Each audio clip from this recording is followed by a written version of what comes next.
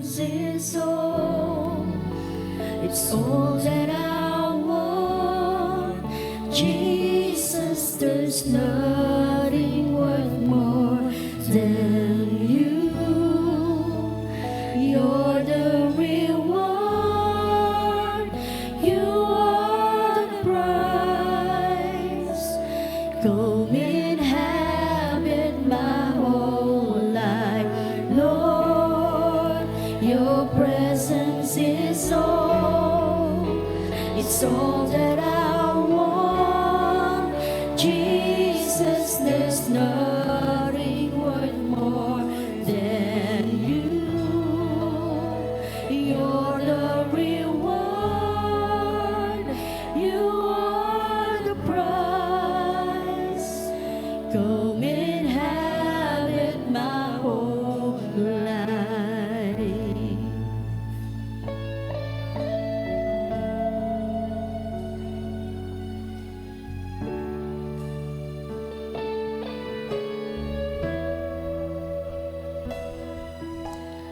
I just wanna be a place for you to dwell, a habitation here that holds you well. I'll be the sacrifice, a living offering. So come and make your home inside of me. Lord, your presence is all. It's all that I want. Jesus, there's nothing worth more than you. You're the reward. You are the prize. Come inhabit my whole life. Come inhabit my whole life, Lord.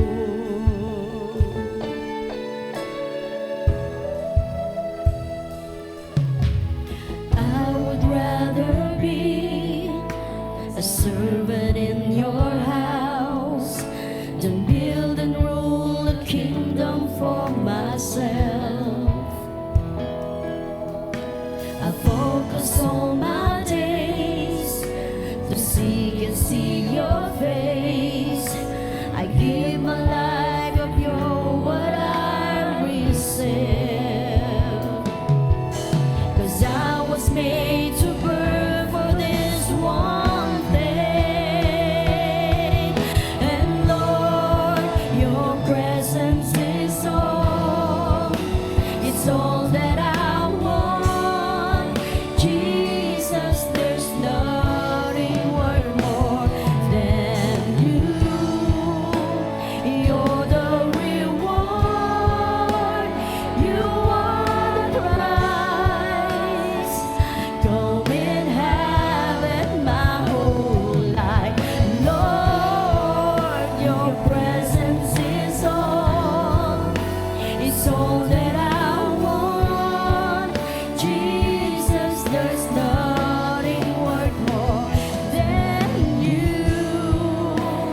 You're the reward. You are the prize. Come inhabit my whole life. Yes, Lord God. Come inhabit, Lord God, in our lives. Every day of our lives, Lord God. There's one thing that I'm living for. It's just to know and love you, Lord, whatever cost. Lord, all I want is you. I just want you. Whatever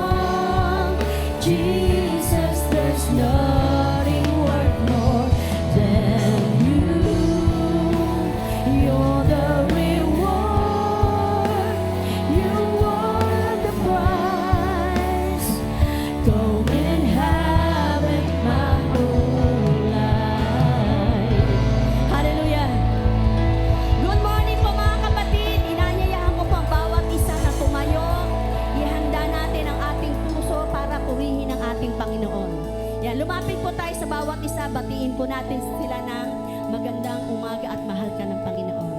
Sabi nga sa John chapter 4 verse 24, purihin natin ang Panginoon sa espiritu at sa katotohanan. At ayun nga, lapitan po natin bawat isa at batiin po natin sila. Yung mga ama, Happy Father's Day!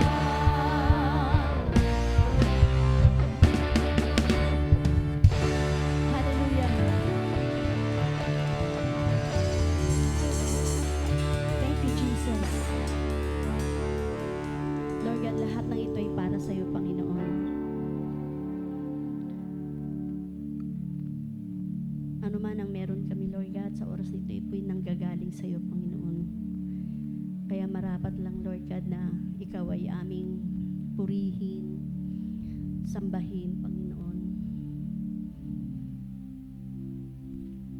Lord, ang nais lang namin ay ang kapayapaan na nagmumula sa iyo, Lord God. The peace that surpasses all understanding, Panginoon. We want you more, Lord God. Less of us. And right now, Holy Spirit, be in the midst of us as we worship you, Lord God. Holy presence, be in our hearts. We worship you, Lord God. Itago mo kami, Lord God, sa hilikuran at sa aming pag-aawitan, Lord God, sa oras na ito. Ikaw lang ang patuloy, Lord God, na maitaas. Hallelujah. Thank you, Jesus.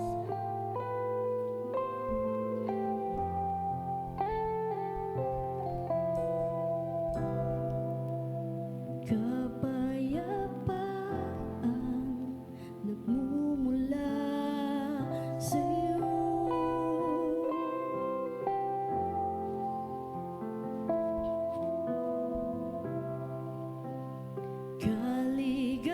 Kaligayahan nakamit sa piling niyo.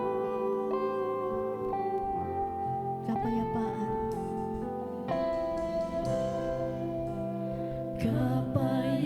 Kapayapaan nagmumula sa iyo.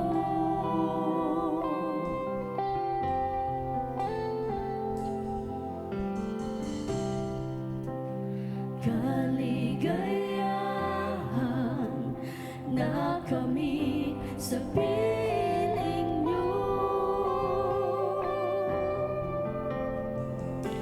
Wala nang hahanapin pa, wala nang nanaisin pa, kundi mamalagi sa piling niyo, aming Ama. Wala nang papantay, wala nang papantay sa iyo.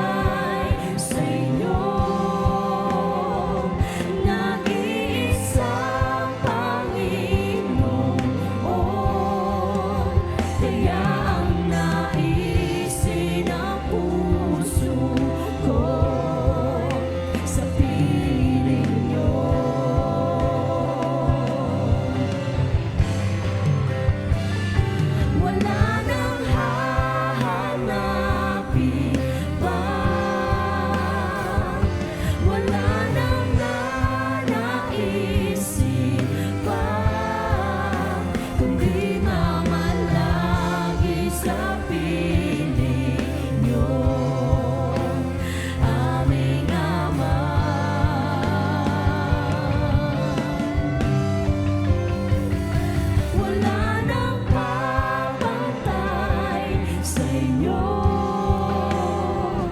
nag-iisang Panginoon.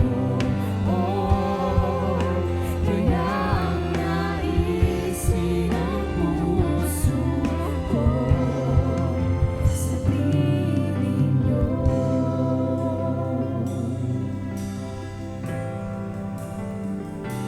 Wala nang hahanapin pa,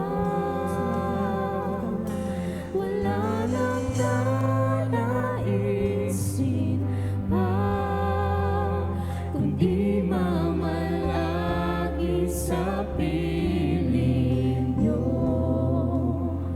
aming Ama.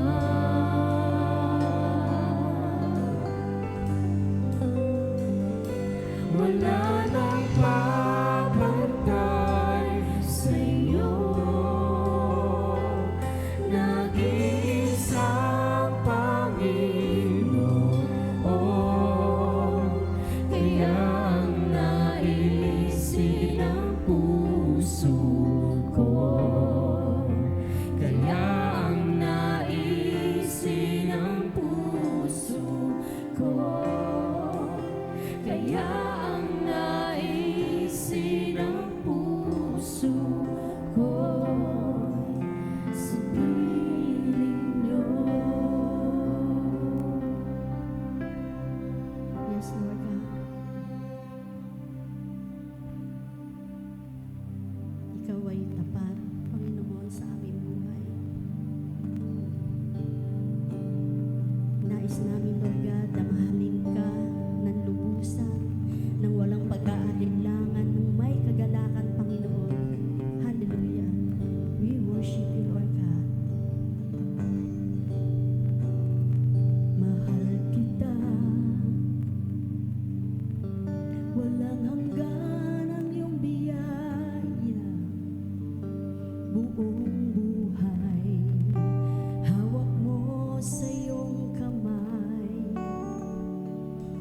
mula sa aking pagmulat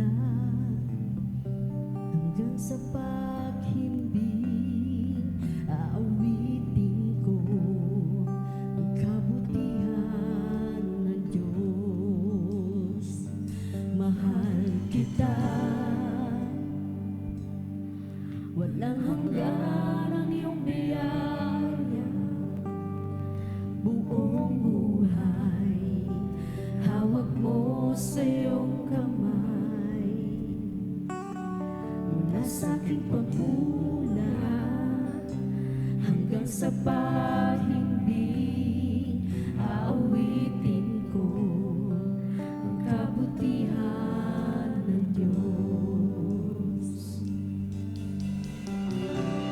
Ika'y tapat sa habang buhay,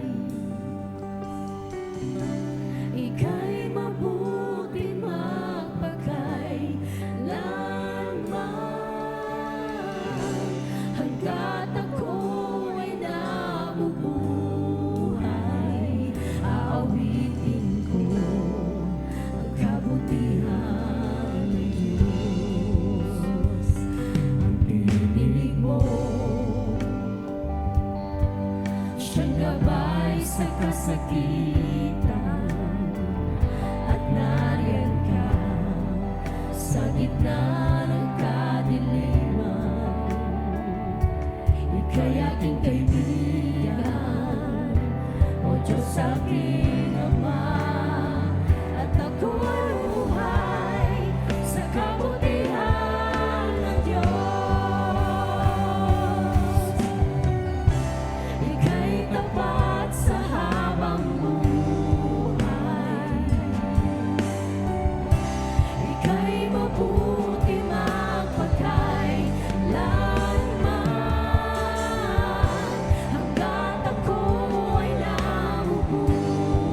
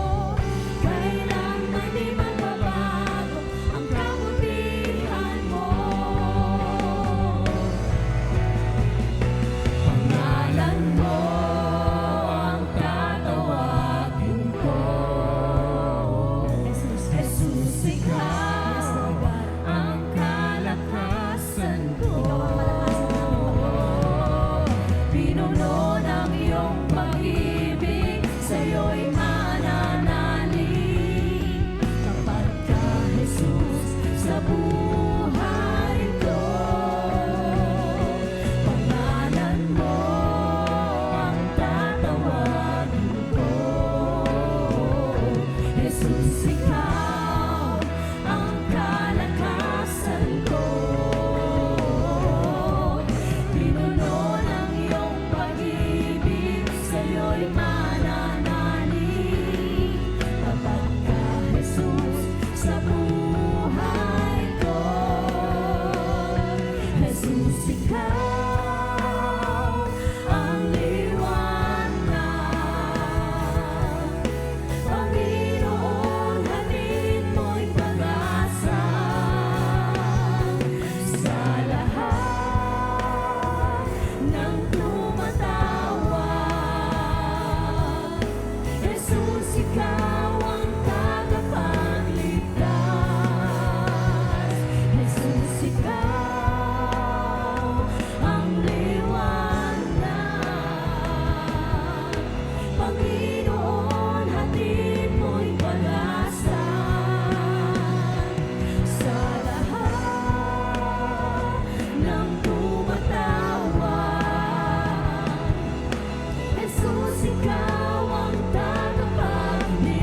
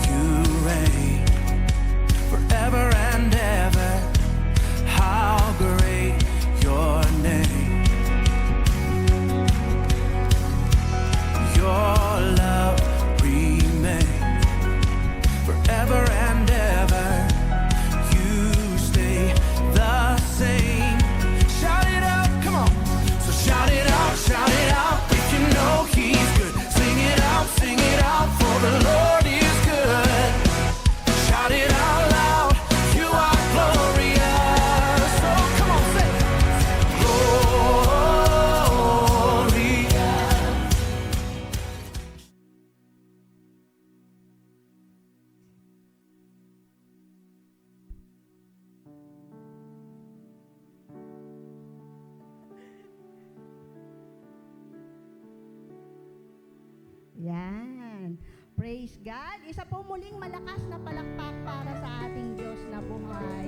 A blessed morning everyone po and happy Lord's Day po and happy Father's Day sa lahat po ng ating mga tatay, ng mga daddy, papa, lolo, and papang. At higit sa lahat, happy Father's Day po sa nag-iisang Diyos na buhay na nagbigay po sa atin ng buhay. Wala po tayong lahat dito kung wala po ang Diyos Ama na totoo pong nagmamahal at tunay na Diyos na hindi nagpapabaya po sa ating lahat. Amen po ba? Kaya happy Father's Day po sa bawat isa at tunay nga pong God is good sapagkat muli ay binigyan po tayo ni Lord ng isa na namang araw, bagong linggo para po siya ay ating papurihan at parangalan po sa ating mga buhay. Ngayon po, sino po ang excited dito? Parang kakonti ng excited So, excited na po ba para i-celebrate natin ang ika-10th year anniversary po natin ngayong darating na July? Talagang ilang tulog na lang po. Oh, thank you Lord. Talagang God is so faithful and goodness sa atin po. No? Ang dami man po nating napagdaanan, mga pinagdaanan ng church at ng bawat isa, but we are still standing po because of the grace of God. Amen po. Napakabuti po ng ating Panginoon at dahil po excited po tayo sa ating nalalapit na anniversary, maging excited din po tayo na mag-invite. Diba po? I-invite po natin ang ating mga kakay-KK, ang ating kapitbahay, kamaritesan dyan, ang ating mga kapamilya, kaibigan, kapatid, di ba po? Talagang i-invite po natin yan para hindi lang po tayo ang nakakaranas ng goodness ng ating Panginoon, kundi maging din po sila. Higit sa lahat ay ang madala po natin sila sa paanan ni Lord para sila din po ay magkaroon ng tunay na buhay na walang hanggan. Amen po? So ayan po, dako na po tayo sa ating paghahandog. Sabi po dito sa Kawikaan 3, verse 9 to 10, sabi po, parangalan mo si Yahweh sa pamamagitan ng iyong mga kayamanan at mula sa pinakamainam na ani, siya ay iyo ring handugan.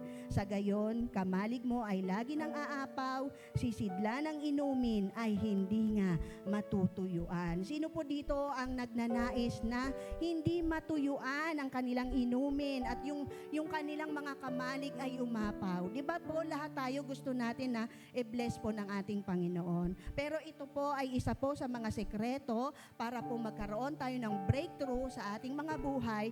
Yun po ay ibalik po natin sa ating Panginoon, i-honor po natin si Lord sa lahat po ng mga bagay na meron tayo. Sapagkat ang lahat po ng mga bagay, kung ano man ang meron tayo, lahat po ng yan ay nagmumula sa ating Panginoon. Kaya deserve po ni Lord na parangalan po natin siya ng pinaka-the best, pinaka-mainam na nagmumula sa ating puso. Hindi po napipilitan, kundi nagmumula sa ating puso, yung naghahandog po tayo na naandun sa ating puso, yung katapatan at pagmamahal sa ating Diyos na buhay. Dahil wala po tayo, tulad nga na sabi ko kanina, wala si Lord, ay wala tayo kung wala si Lord. Amen po?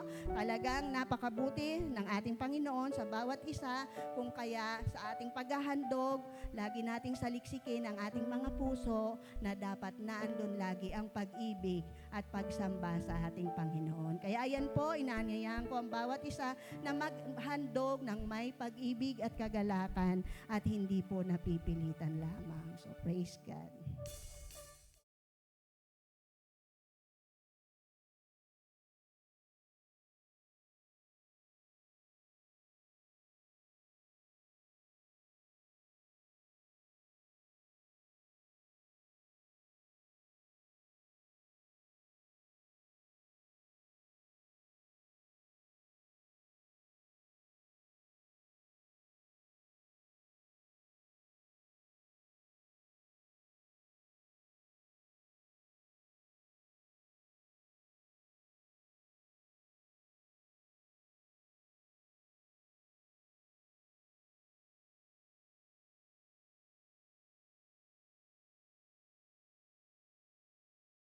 Jesus, truly Lord, na nagpapasalamat po kami sa iyong kabutihan at katapatan po sa aming mga buhay. Salamat Lord dahil kahit kailan, kahit anumang sitwasyon ng aming buhay, lagi kang andyan Lord, lagi kang tapat, lagi kang mabuti. mabuti sa aming mga buhay. Alam po namin, O Diyos, na Ikaw ang Diyos na nakatunghay, nakakasaliksik, Panginoon ko, ng aming mga puso at isipan. Ano man, Lord, ang aming mga pangangailangan, batid na batid mo ito, Panginoon. Kaya, Lord, sa pangalan ni Jesus, O God, inihandog po namin ang mga tithes and offering na ito, O Lord. Dalangin po namin, O Diyos, na ito, O Lord, ay magsilbing mabangong samyo sa iyong harapan na inyo niyo pong kinalulugdan. Salamat po, O Diyos, at sa mga anak mo, O Lord, na laging bukas palad, na laging handa, Panginoon kong magtapat at maghandog sa iyo. Tunay, Lord, na ibalik mo po ito sa kanila ng siksik, liglig at umaapaw na sukat po walang pagkalagyan, O God. Salamat po, O Diyos, sa iyong kabutihan. Ang lahat ng bagay po na ito ay binabalik po namin sa iyo ng may mataas na papuri at pasasalamat sa tanging pangalan ni Jesus. Amen and amen.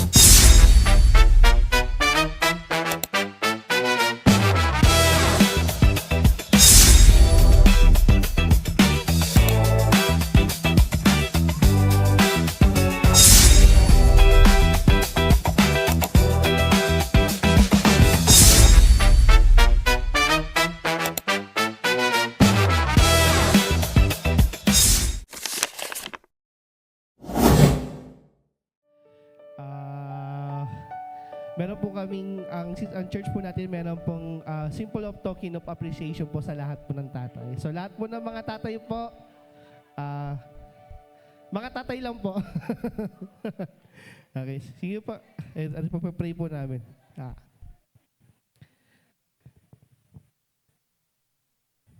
Ano po yan? Trip to Boracay. Yan. Kasi kinakailangan nyo yun pag nabasa na kayo sa Boracay. Yan. Yan po.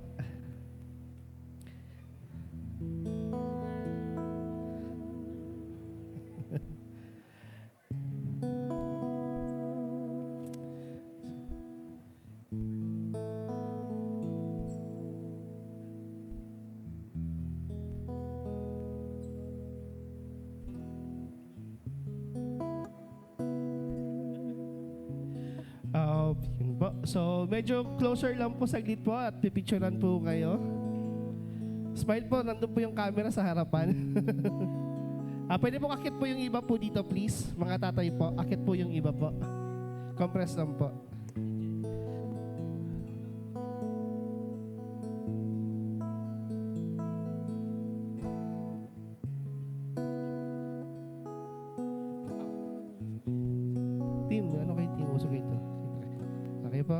Smile po tayo mga tatay.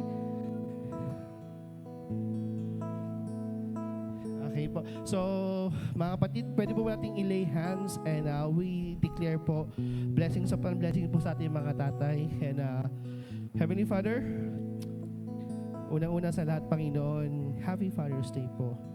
Panginoon, lahat po ng mga nabasa po namin kanina, nakita po namin kanina, Ikaw po yun, Lord God.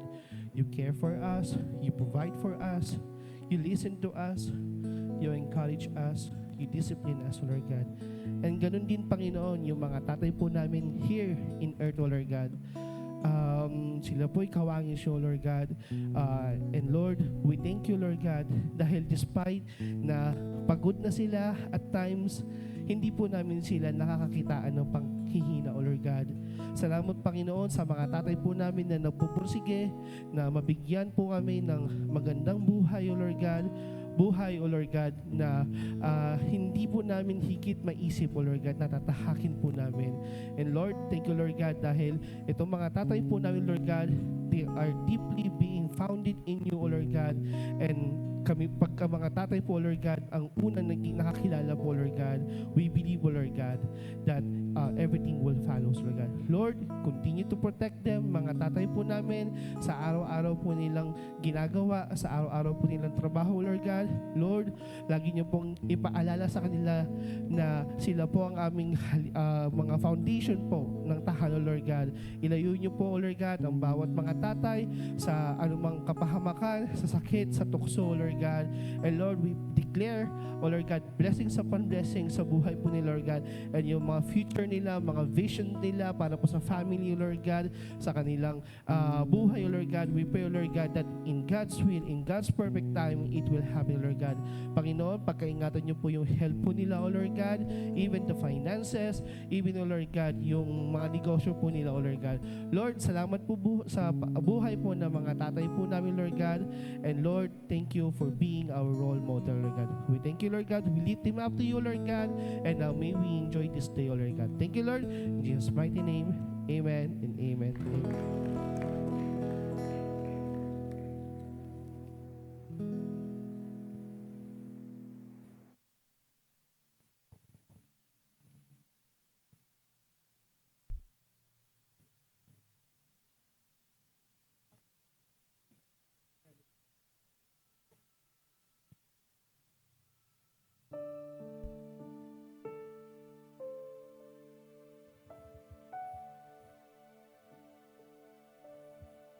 Good morning po sa bawat isa sa atin. Sorry, nagulat ako. Kala ko may presentation pa. Ayan. So, today po is Father's Day. Again, Happy Father's Day po sa ating mga katatayan. Salamat po sa pagiging masipag po. No? Kayo po ay gumigising na maaga para kayo po ay magtrabaho, mag-asikaso po ng ating pamilya. At we are so blessed na meron po tayong tatay. Because not everyone had been blessed ng tatay. Di ba? Yung iba sa ate, wala na po. And yung iba po ay may mga ibang nangyari po. And above all po, tayo po ba ay pagkagising natin kaninang umaga ay bumati ba tayo sa ating Ama sa Langit? Amen. 'Di ba? Dapat lang. 'Di ba po? Before batiin natin mga asawa natin, yung mga katatayan po, no? And alam niyo po yung ultimate desire sa atin ng ating Panginoong is to see us na tayo po ay lumalago, no? Tayo po ay nagmamature, tayo po ay nagiging faithful and fruitful. And ayaw niya po na mag-remain tayo, na tayo po ay maliit. Kumbaga sa halaman ay bonsai, di ba? Ayaw niya po na mag-remain tayo as spiritual babies, but He wants us to mature. So, kaya ngayong umaga na po ito ay patuloy na we will go on further sa ating series po na Much Fruit. At para tayo po ay maging healthy believer of Christ, maging maayos, maging vibrant, or maging alive po itong church. Dahil ang church po ay hindi po itong building, kundi tayo po mga tao na nagsasama-sama upang magpuri sa Panginoon. Ay kailangan po nakalinya or naka-align po yung ating buhay sa apat na core pillars na kung saan pinamagatan ko po ngayong umaga na to. Ginawa ko po siyang acronym for us to easily understand and easily remember po, no? And this is the title of our message this morning, the Word. Ayan. So ito po ay 4 pillars of a healthy church and a fruitful life. And for us po to be able to bear much fruit, kailangan po alam natin how we lived out the Word of God. But sometimes, kahit po tayo ay Kristiyano na dumadating po tayo sa punto ng buhay natin na na-off balance or may nagiging kulang po sa atin, mamaya i-further po natin. No? Kumbaga sa isang upuan, 4 po yung paa niyan. Kapag may isa lang po na nagkaroon ng sira dyan or natanggal po, alam natin na imbalance na po, unstable na siya. And if a church or a believer ay ganun din po, merong isang area, merong isang pillar po sa buhay natin bilang Kristiyano ay missing, then nai-impede, di ba? Bumabagal, nai-stop po yung growth natin. So today, we're going to look at the 4 pillars of a healthy church and a fruitful life. But let us devote our time muna sa prayer as we open this. Lord, we thank you for this wonderful morning. Again, Happy Father's Day sa inyo, aming Ama. At nagpapasalamat kami dahil naririto kami sa tahanan mo upang makinig ng iyong salita. Continue to prepare our hearts, the soil, the garden of our hearts to hear your word. At hindi lang po ito magiging maririnig ng aming mga tenga, but we will be able to apply it, that we will be able to mature, that we will be able to grow and to grow in you, at that we will be able to lead others as well. We thank you, Lord, for this morning. Bless the reading of your word, bless the meditation of your word, at patuloy na manguna kayo sa aming kalagitnaan. We thank you, Lord. In Jesus' name we pray. Amen. Okay, so yan po yung title natin, the Word. And the first pillar po na pag-uusapan natin is the letter W, which means Word of God, yung and prayer. So ito po ay, this involves the Word of God, yung mga Bible po natin, yung mga binabasa natin, mapa-electronic po yan. It includes also yung prayer life and our worship to our God. So the Word of God, siya po yung blueprint sa ating, para tayo po ay mamuhay. Ito po na, bigay ko na yan sa inyo last time, or dati po, no? Yung Bible, which is basic instructions before leaving earth. Diba? Alam po natin na sa lahat ng appliance, man yan, or item na binibili po natin, madalas po meron niyang kaakibat or kasamang manuals. Tama po ba? Diba kahit minsan Chinese yung nakalagay or Japanese, pero may manual po na nakalagay. And bilang Kristiyano po, no, yung Bible po or the Word of God, yan po yung pundasyon natin in living as a Christian. So, sino po dito yung araw-araw kumakain? Maya't maya, hindi lang 3 times a day, 6 to 8 times pa. Ayan po, no? In Matthew 4:4, sabi po dito, but he answered and said, it is written, man shall not live by bread alone, but by every word that proceeds from the mouth of God. So katulad po ng ating physical na katawan po, ay na kung saan tayo po ay araw-araw kumakain, ganun din po sa ating puso, sa ating spiritual life. Kailangan pinapakain din po natin yung ating spirito with the Word of God. Diba? Sabi nga po dyan, hindi lang po sa tinapay nabubuhay ang tao, kundi sa bawat salita po ng ating Panginoon. So, meaning to say po ay it requires daily or regular tending. Kailangan inaalagaan. Parang halaman. Parang ang alam ko naman kasi ang halaman, araw-araw dinidiligan.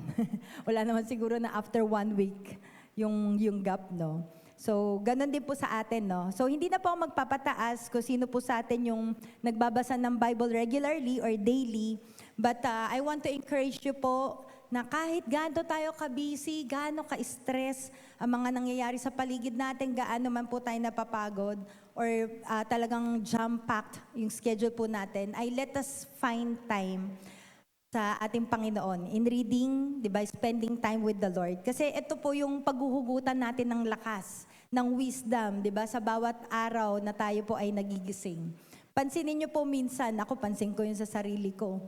Pag hindi po ako nakapagbasa ng Bible or hindi ko nasimulan yung umaga ko na magbasa ng Bible, mainit ang ulo ko. Gulo-gulo yung schedule ko, na gusto ko sana, ito yung mangyayari, organized, pero ang nangyayari, nagiging chaotic siya. And then you'll find yourself na pagod ka na, stress ka na. Pag upo mo doon mo maalala, hindi pala kasi ako nag-pray. Hindi pala kasi ako nagbasa ng Bible ko. Hindi ako nakahingi ng wisdom, ng kalakasan sa Lord na i-prepare niya ako sa bawat umaga. Dahil alam po natin na everyday is a battle. Diba kahit sabihin natin sa mga stay-at-home mom, SAHM, diba alam po natin yan na kahit stay-at-home mom or dad man tayo, meron pa ring battle everyday. Diba pagtingin mo pa lang sa hugasin, nagpapahilaw. Kidding aside po. Meron tayong mga war na kinakaharap. Yan. So, kung hindi po natin alam kung ano yung nakasulat sa Bible, then paano po tayo mamumuhay bilang Kristiyano? Diba po? Hindi tayo magiging fruitful and faithful followers of Christ kapag tayo po hindi nagbabasa ng Bible. Wala pong pwede magsabi na, ay ako, pastora, Kristiyano ko, pero hindi ako nagbabasa ng Bible. Di ba? Hindi po pwedeng ganon. Hindi po sila pwedeng paghiwalayin. Ang pagiging Kristiyano po, kaakibat nun ay nagde-devote ng time in prayer and sa Word of God po. So, kung gusto po talaga natin makilala ang Lord, gusto natin na magkaroon ng transformation sa buhay natin, sa community, sa nation, sa buong mundo po, then ito po ay magsisimula po sa atin. Yan po. No? So, or else, tayo po ay magiging marupok na Kristiyano. Tama po? Yan, no? Kapag, nakusaan po kapag dumaan yung pagsubok, ay mabilis po tayo masway. Mabilis po tayong mayanig, mabilis tayong mag-give up, mabilis tayong magpadala sa ating emotions. At ito po yung warning na sinabi po sa Proverbs 24:10. Sabi po dito, if you falter in times of trouble, how small is your strength? Diba? Sa other translation po, ayun dyan po yung Tagalog, and sa other po, sabi doon, if you faint in the day of adversity, then your faith is small or your strength is small. So makikita po natin na maybe marami tayong alam sa Bible po, pero doon tayo magkakatalo kapag dumaan sa pagsubok. Kasi hindi naman po yan labanan lang ng paramihan ng na-memorize na verse, kundi kung paano po natin ninanamnam, paano natin minemeditate, paano po natin isinasabuhay yung Word of God sa atin po. And especially, sa atin na mga nagli-lead na po ng mga groups, no, we need to learn how to feed ourselves bago po tayo makapagbigay sa iba. Alam naman na po natin yan, but alam niyo po yun, hayaan natin na i-remind tayo patuloy ng Word of God. Dahil po, ang ministry po or yung pag-serve natin po sa Lord is outflow. Outflow po yan, outward expression po natin yan ng salvation na binigay sa atin ng Lord. And we cannot give what we don't have. Diba? Mahirap po mag-lead kapag tayo po mismo ay kulang-kulang, tayo po ay hindi puno ng Word of God. So aside from W is for Word of God and prayer, W is also for worship. Yan. In Romans 12:1 po, sabi dito, therefore I urge you, brothers and sisters, in view of God's mercy, to offer your bodies as a living sacrifice, holy and pleasing to God. This is your true and proper worship. So, alam naman po natin na ang worship po is a vertical relationship with the Lord. Di ba? We cultivate our relationship through reading the Word of God and through prayer, and also yung worship natin sa Kanya. Kung saan po, binubuhos natin yung laman ng puso natin sa Kanya po, no? Kumbaga, we live our lives giving glory to God. So, ito po yung ibig sabihin talaga ng worship. Hindi po yung, ay, mabagal yung kanta, worship yan. Di ba? Hindi po yon. Kundi yung worship po is yung buhay po natin na kung saan nagre-reflect po ito na ina-adore natin ang Panginoon, that we love Him and we give honor to His name. So, whatever na ginagawa man po natin, it should bring glory sa pangalan po ng ating Panginoon. Kahit na naghuhugas lang po tayo ng pinggan, nagpre-prepare ng mga baon ng mga bata,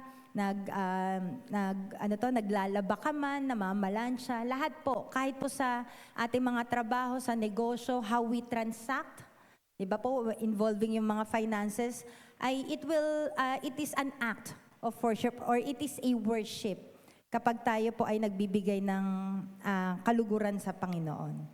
And even when we serve our community, di ba, yung ating bansa and even our families. Or sa mga nanay dito na may mga pinag-aaral pa, di ba, pwede kayong tumakbo as officers. Kasi kung ang heart natin is, alam niyo yun, makatulong po. Regardless man yan kung anong school po yan at gusto niyo po na makakontribute sa school, then please do so. Kaya po ako kahapon nung nag-meeting, binolunteer ko na po yung sarili ko. Kasi gusto ko po makakontribute. Hindi naman ako pabida. Pero gusto ko po kasi makakontribute sa aming school. Small school lang po siya. But alam mo yun, kumbaga gusto mong magkaroon ng another avenue para may mai-contribute po tayo. Ayan po. So, sabi ko nga po sa inyo, ang worship po it is more than just a song na kinakanta po natin, but it is a daily surrender na kung saan yung buhay po natin ay ipinapamuhay natin with faith. Diba? At kung papansinin po natin, itong mga kinakanta po natin ay deeply rooted po yan sa scriptures, sa Word of God. Na kung saan po, hindi lang nagre-reveal ang Panginoon through the preaching or the messages, but He also reveals Himself sa mga songs na kinakanta po natin. Na-bless po ba tayo nung tayo umawit kanina? Di ba nakaka-bless po lalo na naririnig natin yung boses natin, yung Panginoon nangungusap through the song, di ba?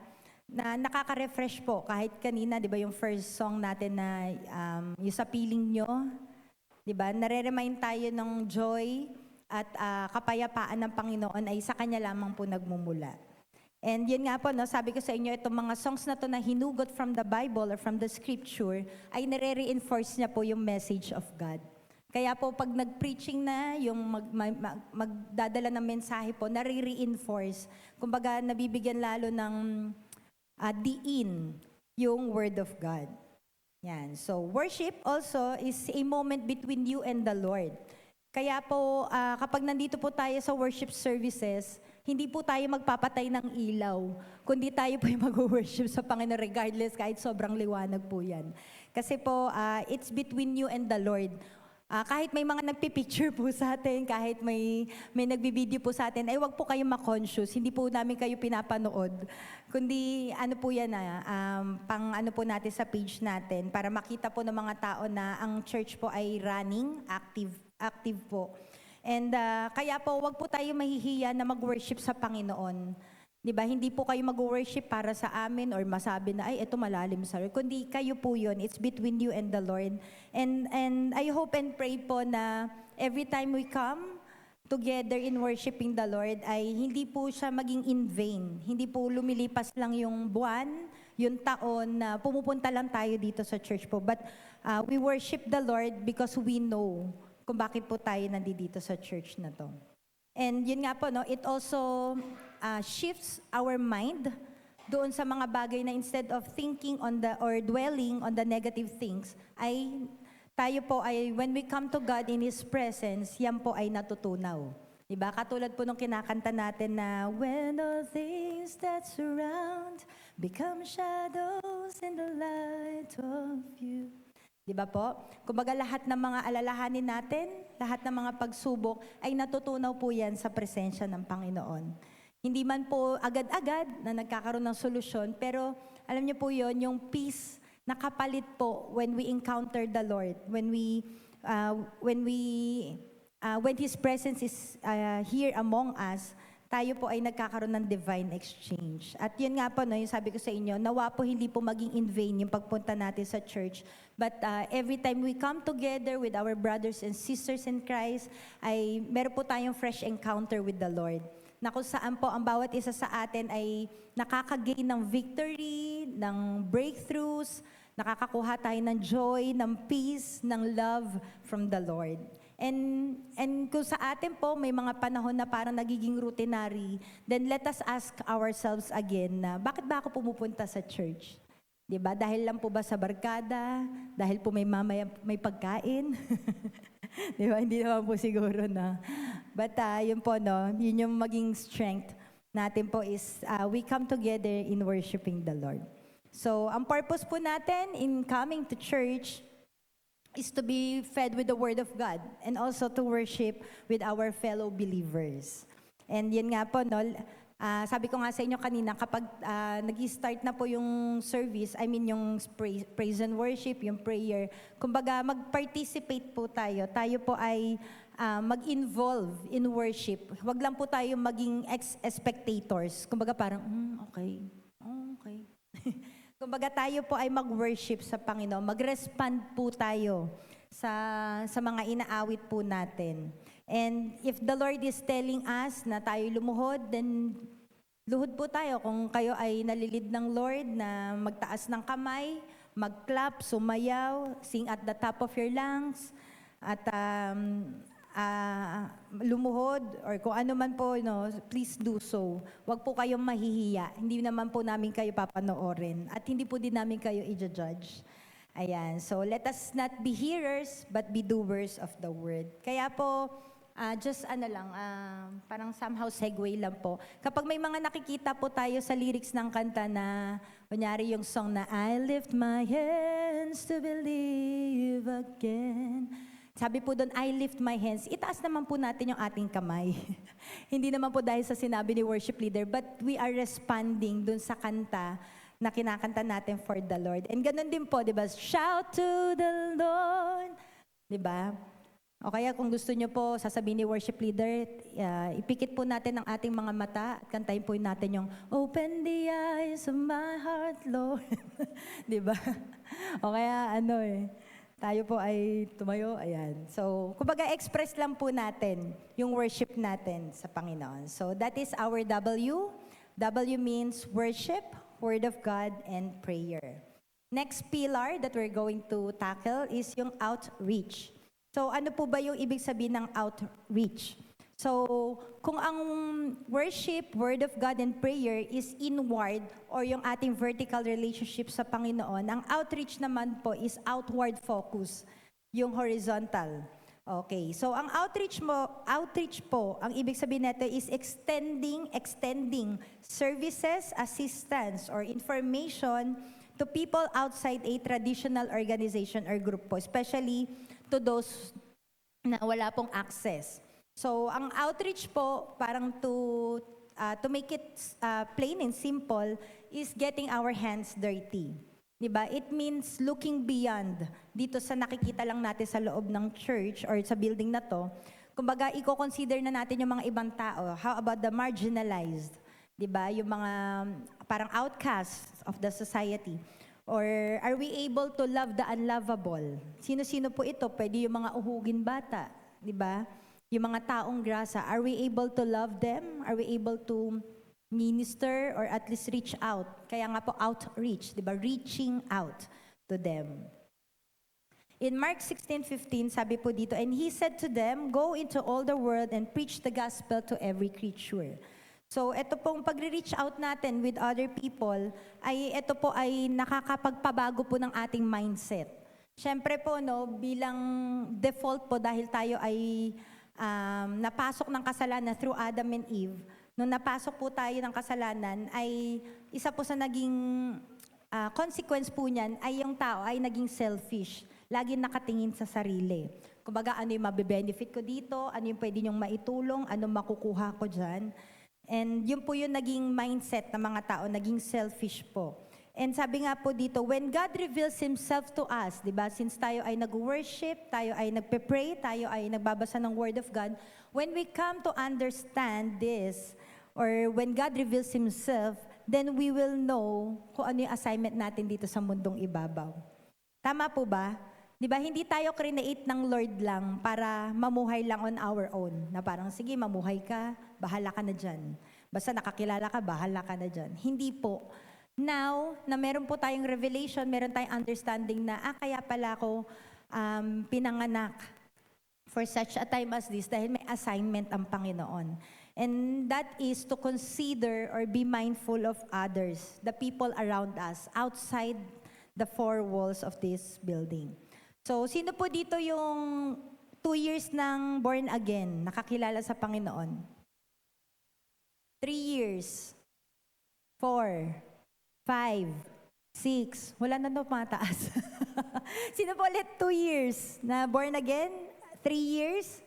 4, 5, 6, 7, 8, 9, 10. Okay, akala ko wala nang tataas eh. Sabi ko, ano pala to? Kinabahan ako. Ayan po, yan. So, yun nga po, sabi ko sa inyo, by default, because of the fall of man, tayo po ay naging selfish. Ganon din po sa pagiging Kristiyano, hindi naman kagad natatanggal yung pagiging selfish natin, no? Kasi proseso po yan ng Panginoon. Sa una, okay lang po yun na tayo ay sinusubuan. Di ba? Nakikinig tayo, nandyan tayo sa ating mga upuan, nakikinig. Parang babies. Di ba? Sinusubuan ka, lahat prepare pa, yung pagdadiaper mo. Hindi mo pwedeng iwanan yung bata or yung baby mag-isa. Kasi nga, andun pa siya sa stage na hindi niya kaya, kailangan niya ng help. At somehow, self-centered. Di ba? Kapag may gusto siya, iiyak siya or magtatantrums. Ayan po. Para po makuha niya yung gusto niya. So, andun po yung, sabi ko nga sa inyo, andun yung thinking na ano ba yung makukuha ko dito sa church? Ano yung mabe-benefit ko sa pag-attend ko dito ng mga faith groups, ng mga discipleship, sa mga MEC, ng services.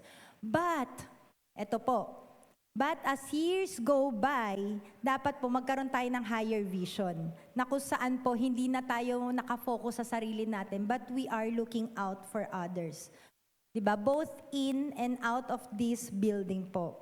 At paano po? We do this by extending the grace na na-receive po natin sa Panginoon, sa ating mga community, na kung saan po yung pananampalataya natin ay nagiging visible po to our neighbors. Diba po? And alam niyo po, in 1952, meron pong lalaki na nagngangalang Jim Elliot at along with the other Christians na kung saan po sila ay nag-mission. So ito po pag-outreach is part of the mission, di ba? Missionary work, nagmi-mission sila. At ito po ay tinawag nilang Operation Auka. At mawawatch natin yung movie na yan. It's a beautiful movie. It's a real life po yan, yung End of the Spear, napanood na namin yan dito sa MEC. So you can watch it again.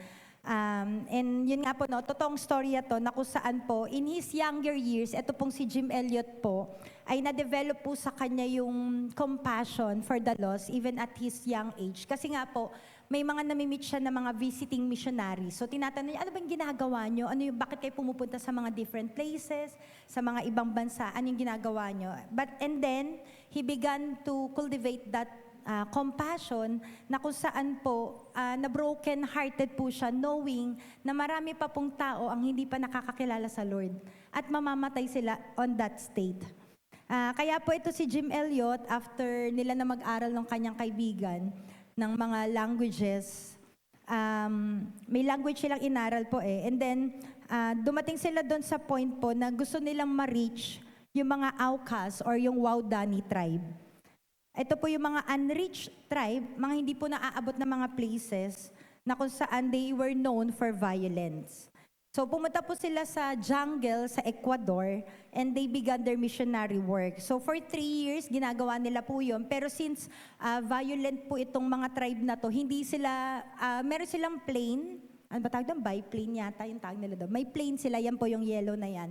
Sumasakay sila dyan, pero hindi po kagad sila nag-land doon sa jungle ng Ecuador. So ang ginagawa nila, tinitignan nila, ini-scout nila yung place until for how many days?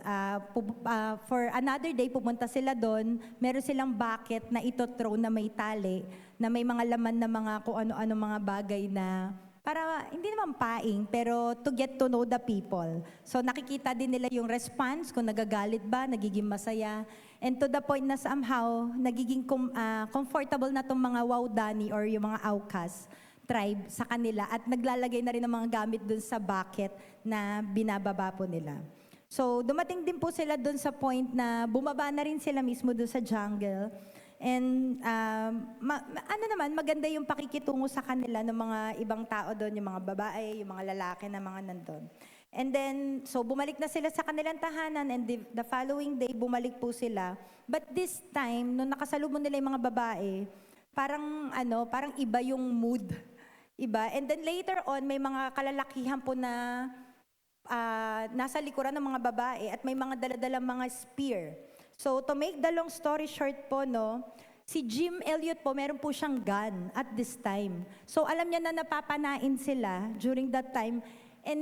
At grabe yung decision making na kailangan niyang gawin. Kaya lang, nag-promise sila, kasi 5 po silang missionaries na bumaba dyan eh. So nag-promise sila sa bawat isa na kahit anong mangyari, hindi nila gagamitin yung gun to kill the Waodani tribe. Kasi nga po, sila, kilala na nila ang Panginoon. So kung mamatay sila, secured na sila sa heaven. Pero itong mga Wawdani, hindi pa po nakakakilala sa Panginoon. So to make the long story short, hindi niya po ginamit yung gun, pinatay po sila with the spear and they died tragically. So sila po ay parang they work on that for almost 3 years. At makikita po natin na despite of that, ay yung mga wives po nila, ay iba po yung naging response. Despite of the tragic incident, yung mga asawa nilang babae po, they were unstoppable. They remained steadfast sa kanilang pananampalataya sa Panginoon or hindi nagfalter yung faith nila or nor it was shaken. But they extended their mercy and compassion to the lost. So fast forward again, less than 2 years, etong mga asawa ng mga pinatay ay pumunta rin po doon. So imaginein mo, you live with the killers. Yung mga taong pumatay sa mga asawa nyo ay nandun na sila. So ano kaya yung nag-move sa kanila? So ang nag-move po sa kanila is yung compassion, yung love, yung grace na na-receive nila sa Panginoon. Na kung tutuusin, pwedeng nung nangyari yung maging bitter na lang sila, mag-retaliate. Diba? Wag na lang magpatawad. Grabe yung ginawa nila. Pinatay nila yung mga asawa namin. Diba? Maghahayag lang naman ng word of God. Mag-share lang naman. I-express lang yung pag-ibig ng Panginoon. Pero yung mga asawa po nila ay hindi po natinag sa ganitong incident. And because of they displayed their grace, ay eto po mga tribal members were converted into Christianity. At alam nyo po, yung mga lalaki na pumatay doon sa mga asawa nila, yung nag-participate doon sa massacre, doon sa mga missionaries, 5 missionaries po, ay later on, they became Christian and became the leaders of their community. Grabe. Di ba? Imagine niyo po, no? Kaya siya naging kumbaga blockbuster tong movie na to kasi real life story siya and it displays the forgiveness and reconciliation na sabi ko nga po sa inyo costly yun nangyari kasi it cost the lives of our dear missionaries kasi fellow believers natin sila di ba? Imagine niyo pumunta sila doon to share the gospel. And yun nga po, yun yung naging nangyari sa kanila, pinatay po sila. And yet, their wives chose to stay and continue to minister to that tribe. So imagine po natin kung nag-give up yung mga asawa nila, di ba? Kung yung faith nila ay natinag dahil po sa nangyari, then hindi po makakakilala yung mga nandun, yung mga Wawdani tribe. Di ba? Alam po natin yung verse na Genesis 50:20, di ba? Si Satan, he meant it for evil, pero si Lord, he meant it for good. Ironically speaking, pero nakita po natin how it turned out. Di ba? And yun nga po, no? Sa atin po, how do we desire to serve God? Or how do we respond to Jesus' calling? Diba? Willing po ba tayo na i-lay down yung buhay natin for others, katulad po ng ginawa nila Jim at ng kanyang 4 na missionaries na kasama. Ito po yung ginawa sa atin ni Kristo. Diba? He laid down His life for us. Diba? Para ang bawat isa po sa atin ay matubos sa kasalanan. Pwede po ba natin tignan yung mga chairs? Yung paligid po natin? Yan, di ba? Medyo marami pa po yung empty chairs and there's still more room for more souls. Di ba? Hindi pa nga natin na-occupy dito sa harapan, so pwede pa maglagay dyan. And imagine niyo po if every one of us will share the gospel, kahit tig-isa lang po. So ilan po tayo ngayon, nanay? 70? 80? 60? 86? Ayan, so 86 times 2. So 2, 172? Tama po ba? O, imagine niyo po yun, kapag lahat tayo ay naging active. Ay, tama ba? 86, 2, 1, 86, 2. 6 plus 6, 2. 172. Hindi ako magaling sa math, pero tama ako ngayon. Ayan, so yun, 172. So imagine niyo, mag-aano na tayo, magpa-forward na tayo dito if every one of us is proactive in sharing the gospel.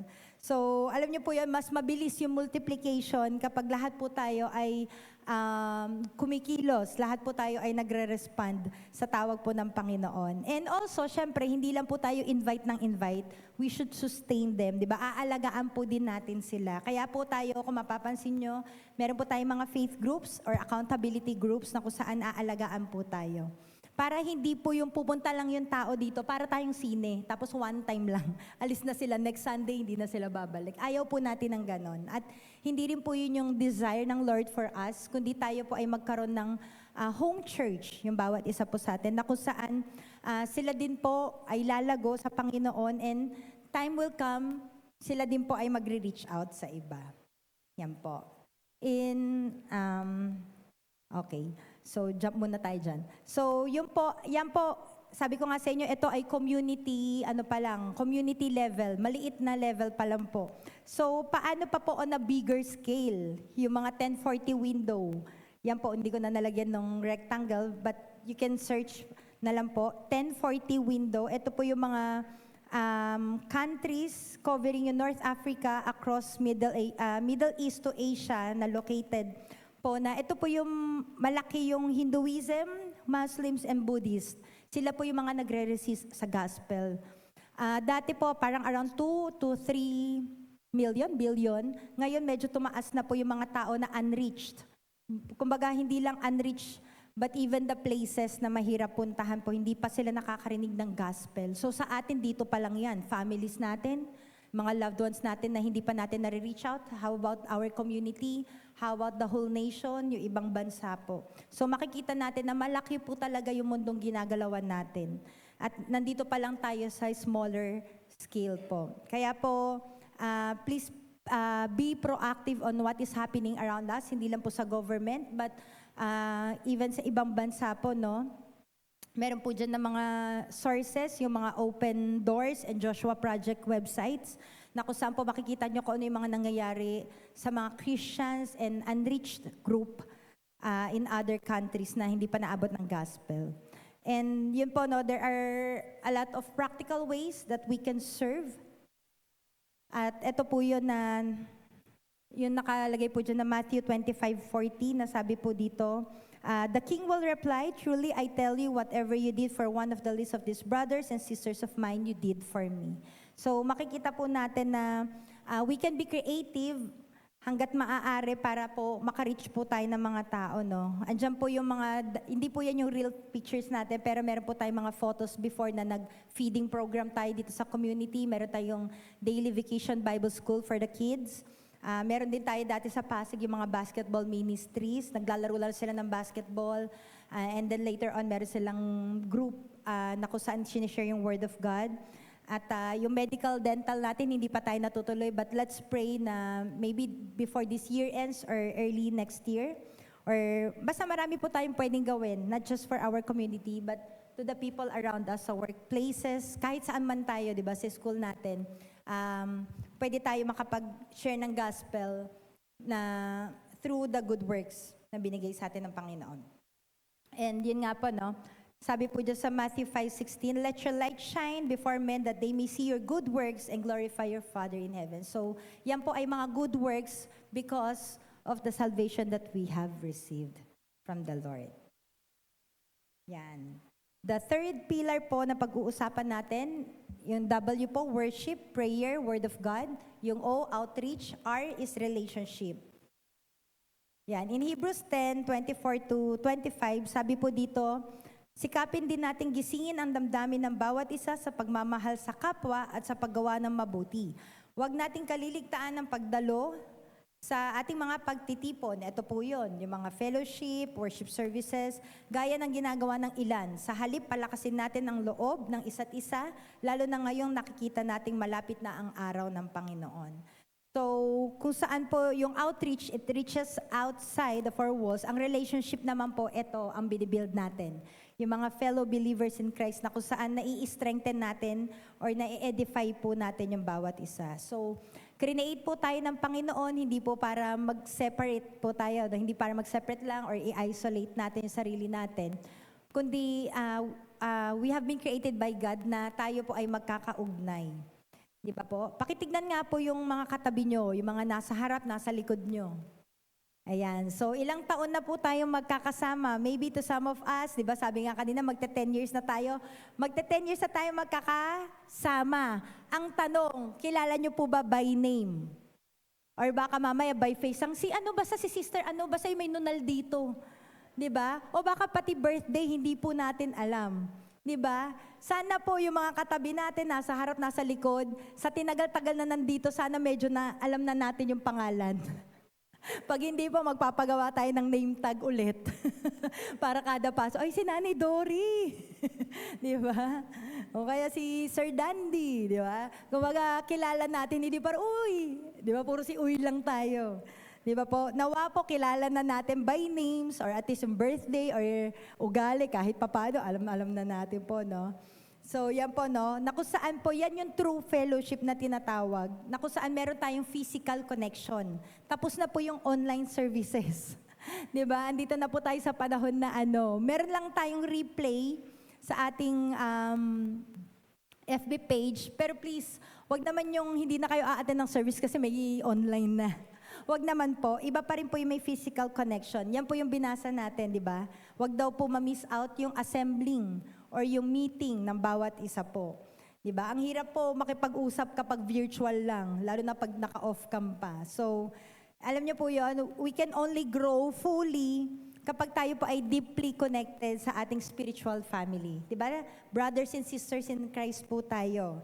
So we carry each other's burden, and at the same time we celebrate yung victories, di ba? Kung kayo po ay kasama doon sa prayer GC, nakikita niyo po doon yung mga prayer requests and also yung mga answered prayers, di ba? We celebrate yung mga victories also.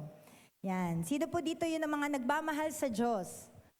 Amen. Diba? Then, if we love God, we are to love our neighbors as well.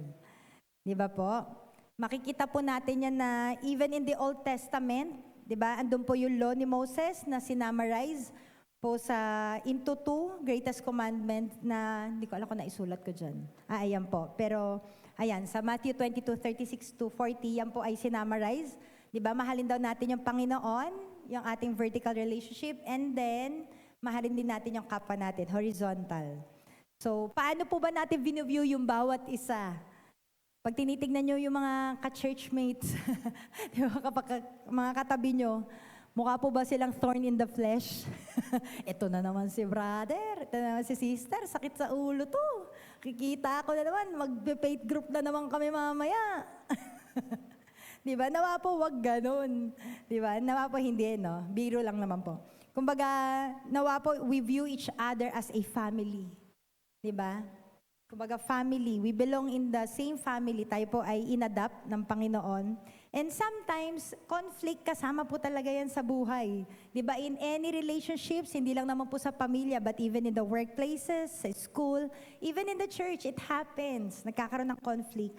But the question is, have we learned how to apologize? Diba? Have we learned how to understand?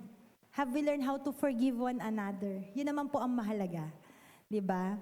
Mahirap po na nag-worship tayo, diba? Sabi nga po, dito sa babasahin na isa na, wait lang po. Yan.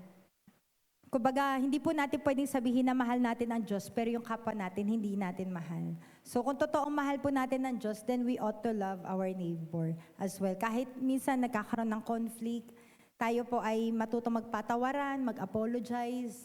Diba po? Kasi tayo po ay pamilya. Ayan po. So sa langit, hindi pwede pumasok ang bitter. Diba? Bawal pumasok ang ampalaya sa langit. Diba? Yung may mga inggit, bawal po yan doon. Yung mga hindi nagpapatawad, yung may mga galit. Yan po. Hindi po nakakapasok sa langit ang mga ganyan. But also, on the other hand, sa Psalms 133 verse 1, one of my favorite verse po, sabi dito, napakaligaya at kahanga-hanga sa ating pangmasid at nagkakaisa at laging sama-sama na magkakapatid. Diba? Napakaganda po kapag tayo ay sama-sama. Di ba po, na, alam mo yun, sabi ko nga sa inyo, minsan kahit may mga conflicts, pag naaayos naman po yan, masarap. Di ba kapag tayo ay nakakakilos po na wala tayong hidwaan. Kumbaga, hindi tayo nagkakailangan, hindi tayo yung parang, ay, nandyan si ano, iwas ka. Di ba? By fellowship song. Ay, ayoko dito na lang ko sa side. Di ba po? Masarap yung nakakakilos tayo ng maayos. And when we are united, we can do more for the glory of God. Diba? God is pleased with us. At sabi po dito sa verse 3 ng Psalms 133, hindi ko na po naisulat, it is like the dew of Hermon descending upon the mountains of Zion, for there the Lord commanded the blessing, life forevermore. Diba? The Lord will command this blessing kapag nakikita niya po na tayo nagkakaisa. Diba? Gusto po ba natin na tayo pagpalain ng Panginoon? Amen. Then tayo po ay magkaisa. Para tayo po ay, we will work hand in hand in advancing the kingdom of God. Diba? Ganun naman po kahit sa walis. Sino po dito na try na magwalis ng isang tingting lang? Diba? Kahit masipag ka, hindi ka matatapos. Pero kapag sama-sama po yan, alam po natin na mas mabilis magwalis.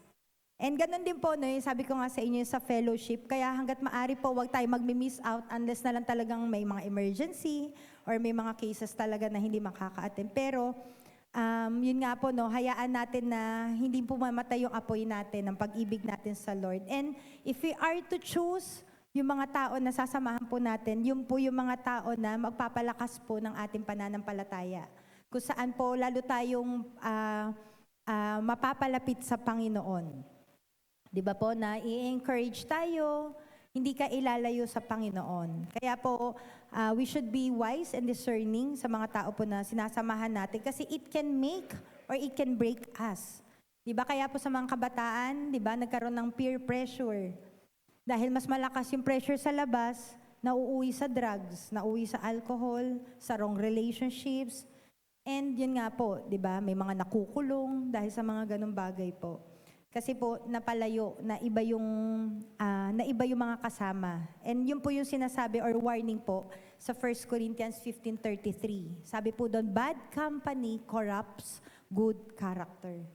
Diba? Kahit sabihin mo na Kristiyano ka na, pero kapag tayo po ay napasama sa mali or mga masasamang tao po, eventually, magiging ganun din po tayo. Yan po. Ayan. Kaya po kami actually nung time na napunta po kami dito sa CCOF, ang hinahanap talaga namin ni PL, yung may fellowship. Yung pinuntahan kasi namin dati, actually it's a good church. Kaya lang po, ang layo lang talaga sa amin. So we have to go home kasi batang-bata pa si Zion noon, parang 1 year old, 2 years old. So nahihirapan kami kasi since malayo kami, sila taga doon. Kumbaga accessible sa kanila yung sa amin malayo. Kaya nung napunta po kami dito sa CCOF, yun yung na-appreciate po namin kasi family-oriented church po talaga siya. Kumbaga, small church in a sense, but alam mo yun, sabi ko nga sa inyo, kilala natin yung bawat isa. Hindi yung parang, sino kaya to? Bago kaya to? Diba? Tapos yung pala 7 years na siya dito. Kumbaga, small church lang, mabilis lang makilala.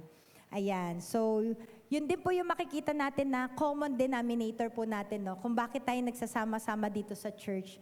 Regardless of the status, regardless of the backgrounds, ang common denominator po natin ay ang ating Panginoong Jesus. Kaya tayo nandito. Pare-parehas niya tayo niligtas. Pare-parehas tayo nakaranas ng pag-ibig niya, ng grasya niya, diba? Ng awa niya po. And yun nga po, no? Nandito tayo magkakasama. And the fourth pillar po, again, reviewin natin, Word of God, prayer, worship, outreach, relationship, and then the last one is discipleship. So, itong discipleship po is, ibig sabihin po nato is mentoring. Plain and simple, dina-download, halimbawa po ako, dina-download ko po yung sarili ko sa iisang or group of people. Kumbaga, pinapasa ko sa kanila yung spiritual life, wisdom, experience na meron po ako. Meaning to say, minumultiply ko yung sarili ko or tayo, minumultiply natin yung sarili natin. Hindi lang po intellectual knowledge, kundi po yung values, yung character, yung word of God natin as a source. So, dito po natin makikita yung or madidig deeper kung gaano na po ba kadip ang isang tao when it comes sa kanyang spiritual foundation. And dito rin po, nakapaloob din dito po yung pastoral care. Hindi lang po kaming pastor ang nangangalaga, but kundi kayo din po mga faith group leaders, mga nagdi-disciple, kayo po ay tinatawag din na mini pastors. Diba? Kasi meron kayong mga taong inaalagaan na accountable kayo po or we are accountable with. So, kasama po talaga dito yung tinatawag na life on life. Hindi lang po spiritual na bagay. Sako po dyan yung finances, love life, di ba, relationship, lahat ng area ng buhay po natin. And at ito po yung mandate ng Panginoon for us to multiply. In Matthew 28:19-20, sabi po dito, kaya't habang kayo'y humahayo, gawin ninyong alagad ko ang mga tao sa lahat ng bansa. Bautismuhan ninyo sila sa pangalan ng Ama at ng Anak at ng Espiritu Santo. Turuan ninyo silang sumunod sa lahat ng iniuutos ko sa inyo. Tandaan ninyo, ako'y laging kasama ninyo hanggang sa katapusan ng panahon. So ito po ay ultimate commandment or mandate ng Panginoon po sa atin, the Great Commission. Sa mga hindi pa po alam, nakakaalam yan po yung tinatawag na the Great Commission. Kinumission po tayo ng Panginoon para tayo po ay humayo to preach the gospel, to make disciples of all nations. Kaya po, ang bawat isa po sa atin, kami po mga pastor, hindi lang po sa amin binigay yan na maghayag ng salita ng Panginoon. But every single believer, sabi po dyan, has been given the mandate and the authority to snatch people out of darkness. Binigyan din po kayo ng power, binigyan din po kayo ng authority ng Panginoon to share the gospel, to share the love of Christ. So makikita po natin na si Jesus Christ mismo, meron po siyang 12 disciples na minimentoran. Minumultiply niya po, dina-download niya po yung kanyang sarili doon sa 12 disciples. Although yung isa po doon nag-betray. Pero makita po natin na dinisciple po yan ng Panginoon, meron siyang inner circle, na kung saan, sa kahit anong puntahan niya, nasaan man siya, kasama niya po. At minimentoran niya po yun, and those people, they became the leaders of their early church. Kaya po umusbong yung mga house churches hanggang sa na-spread na po yung gospel hanggang umabot na sa atin dito sa Asia. So makikita po natin na ang bawat isa po sa atin ay kailangan ng preparation, ng equipping for us to be, katulad ng series natin, to bear much fruit. Diba po? Hindi po tayo magiging fruitful in the kingdom of God kung tayo po ay hindi magpapa-equip. Hindi po tayo mag-undergo ng discipleship, ng accountability group. Kaya po meron tayong mga ministry equipping class, diba? May faith groups, may mga discipleships, and other programs here sa church natin.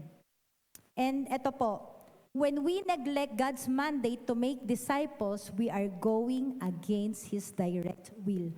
Kapag tayo po ay hindi humayo, hindi po tayo nag-make disciples, hindi tayo nag-evangelize, then we are going against the will of God. Diba po? Si Christ po, sabi ko nga sa inyo, 12 yung disciples niya, isa nag-betray, but it didn't stop him to preach and to disciple. Ganon din po sa atin, no? Si Jesus mismo nag-mentor. Sino po tayo para hindi mag-discipleship at mag-mentor? Kaya po, ang discipleship, very important po sa church. Very important. Sabi ko nga po sa inyo, diyan po natin malalaman kung gaano po kalalim ang isang pundasyon ng isang Kristiyano po. And it is something that we give full attention, diba, sa isang church. Hindi po pwedeng ang isang church ay walang discipleship. Kailangan meron po. Hindi po lalago ang church. Sabi ko nga sa inyo, 4 pillars po yan. Kapag may isang missing, magko-collapse po. Yan. So therefore, discipleship must never be neglected or overlooked in the church. Bakit po? Pag walang discipleship, wala po magko-continue ng church. 'Di ba? Magi-stop po yung inumpisahan ni Jesus and His disciples. Titigil po 'yon kapag wala pong discipleship.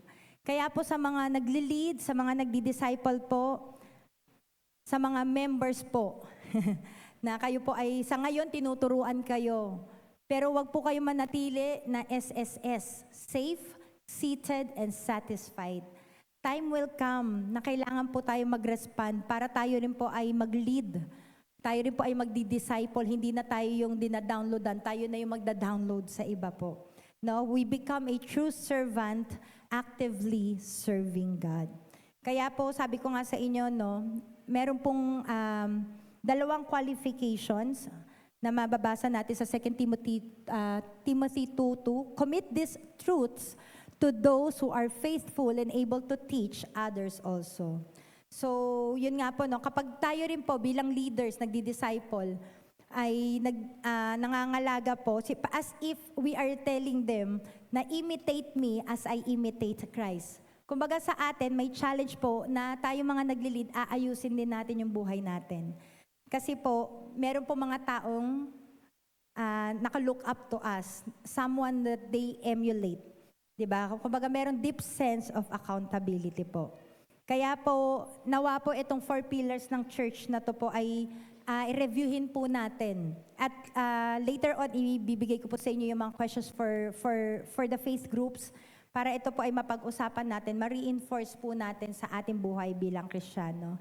And as I end, sabi nga po dito, no, we can only grow kapag itong 4 na pillars ay balanse po sa buhay natin. Kaya ngayong umaga na to po, no, as we sing this song po, hayaan natin na ang Panginoon yung patuloy na mag-supply sa atin ng kalakasan, patuloy na mag-supply sa atin ng wisdom sa mga dapat po natin na ayusin, dapat natin gawin sa buhay po natin para tayo po ay mag-bear much fruit sa ating Christian life. And we should remember din po, no, na tayo po ay kasangkapan lamang ng Panginoon. Then let us not give up, let us not be weary in sharing, expressing the love of God to our neighbors, to our community, and even yung mga nasabi ko nga po kanina, no, even in prayers, let us include them kasi kasama po sila sa mga taong hindi pa po nakakarinig ng gospel ng Panginoon. So let us be the salt and the light of this world. At hayaan po natin na as we sing this song, let the Lord fill us, let the Lord cause us to move in His kingdom.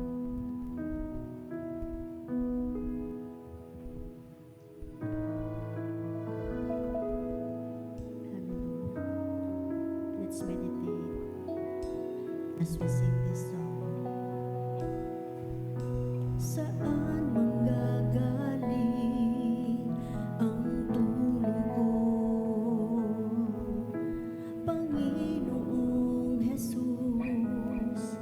Ako ay dinggin mo, pag-asa ko ay sa iyo, magtitiwala ako, pag-ibig mo lagi ang sandigan ko. Saan manggagaling ang tulong ko,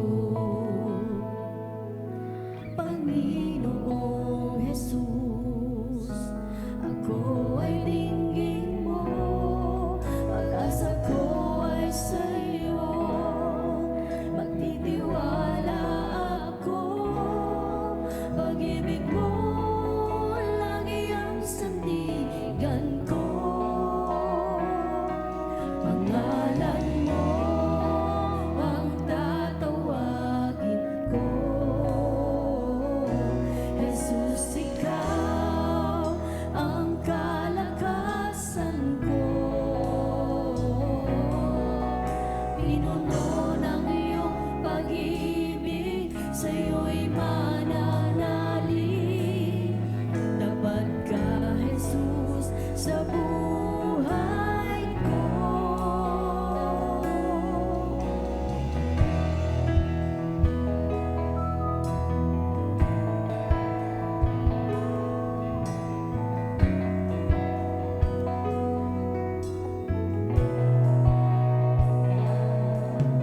Sa bawat sandali ng buhay kong ito, Panginoong Jesus, hindi ka nagbabago mula noon at ngayon. Tapat ka sa pangako mo, pag-ibig mo lagi ang sandigan ko. Pangalan mo ang tatawagin ko, Jesus, ikaw ang Tayo po ay tumayo. kalakasan ko. Pinuno ng iyong pag-ibig, sa'yo'y mananalig.